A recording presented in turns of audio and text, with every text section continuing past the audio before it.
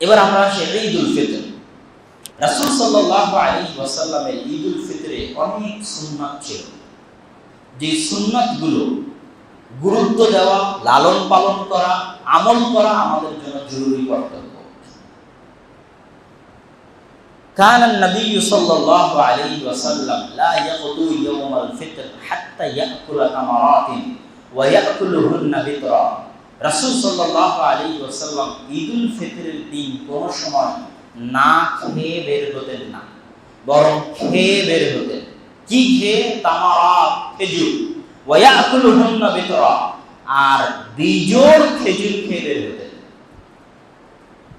তাহলে ঈদুল ফিতরের দিন আল্লাহর রাসূলের সুন্নাত হচ্ছে কিছু খেয়ে বের হওয়া। আর উনি খেতেন কি? খেজুর। কত পরিমাণে খেতেন সেটাও হাদিসে আছে, ইয়াকুলুহুন্না বিতরা, বিজোড় হিসেবে খেতেন। অন্য হাদিসে বলছেন সাহাবীরা যে রাসূল সাল্লাল্লাহু আলাইহি ওয়াসাল্লাম লা ইয়াখরুজু ইয়াওমা ঈদুল ফিতর হাত্তা ইয়াকুল ওয়া লা ইয়াকুলু ইয়াওমা ঈদুল আযহা হাত্তা ইয়ারজি।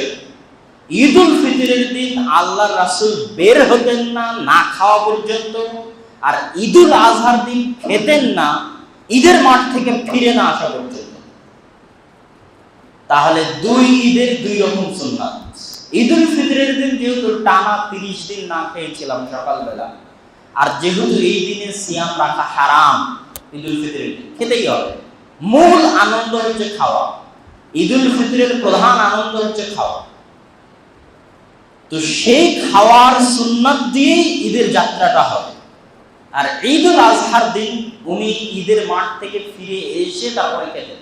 অনেক বর্ণনায় আছে যে জিনিস উনি জবাই করতেন, ওই জবাইয়ের গোশত দিয়ে উনি খাবার শুরু করতেন, কুরবানি করতেন সেই কুরবানির গোশত দিয়ে। কানা নবী সাল্লাল্লাহু আলাইহি ওয়াসাল্লাম খালাফা তারিক ইয়াউমাল ঈদ। রাসূল সাল্লাল্লাহু আলাইহি ওয়াসাল্লাম ঈদের দিন ঈদের মাঠে যাওয়া এবং আসার রাস্তা পরিবর্তন করতেন। যে রাস্তায় যেতেন ওই রাস্তায় আসতেন না, এক রাস্তায় যেতেন আর এক রাস্তায় আসতেন, রাস্তা পরিবর্তন করতেন। রাসূল সাল্লাল্লাহু আলাইহি ওয়াসাল্লাম ঈদের দিন পায়ে হেঁটে ঈদের মাঠে যেতেন। এটা রাসূল সাল্লাল্লাহু আলাইহি ওয়াসাল্লামের ঈদের মাঠে যাওয়ার সুন্নাহ। খুব বেশি দূর যদি না হয় তাহলে ঈদের দিন যানবাহন নিয়ে বের হওয়া উচিত নয়। ঈদের মাঠ যদি আপনার বাড়ি থেকে খুব বেশি দূরে না হয়, আপনি এখান থেকে হয়তো ঈদের সালাত আদায় করতে জামিয়া সালাফিয়া গেলেন অনেক দূর, তাহলে আপনাকে গাড়ি নিয়ে বের হওয়া লাগবে, সেটা আলাদা।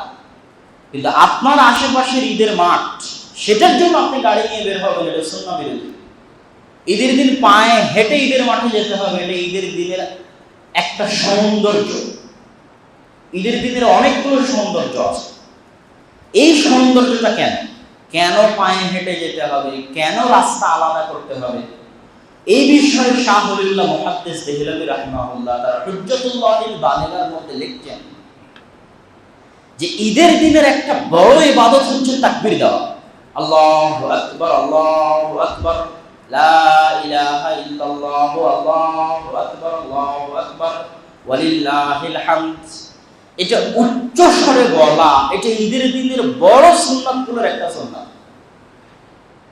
তো উনি এই সবগুলো জিনিসকে একত্রিত করে শাহ ওলিউল্লাহ মুহাদ্দিস দেহলভী বলছেন ঈদের দিন আল্লাহর বড়ত্ব, আল্লাহর মহত্ব, আল্লাহ সুবহানাহু ওয়া তাআলার একত্ববাদের ঘোষণার দিন।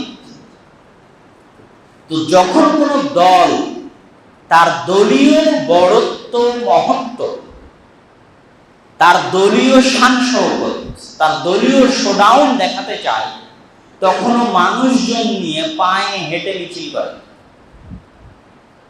এবং পায়ে হেঁটে মিছিলের ক্ষেত্রে এক রাস্তায় বারবার ঘুরে না, নতুন নতুন রাস্তায় মিছিল হয়। কেন? এক রাস্তায় বারবার গেলে তো ওই মিছিলের কোনো অর্থ থাকলো না। তাহলে একটা দল তার শক্তি প্রদর্শনের জন্য পায়ে পরিবর্তন করে। ঈদুল ফিতর আল্লাহর বড়ত্ব, আল্লাহর মহত্ব, আল্লাহর তাকবীরের দিন। এই জন্য ঈদের সালাত মসজিদে আদায় করতে হয় না। মসজিদ তো ঘেরা জায়গা, আবদ্ধ জায়গা। রাসূল সাল্লাল্লাহু আলাইহি ওয়াসাল্লাম মসজিদে নববী ছেড়ে দিয়ে কোন মসজিদে নববী? যেই মসজিদে নববীতে সালাত আদায়ের ফজিলত সীমাহীন। এত গুরুত্বপূর্ণ মসজিদ ছেড়ে দিয়ে উনি ঈদের মাঠে গেছেন, খোলা মাঠে।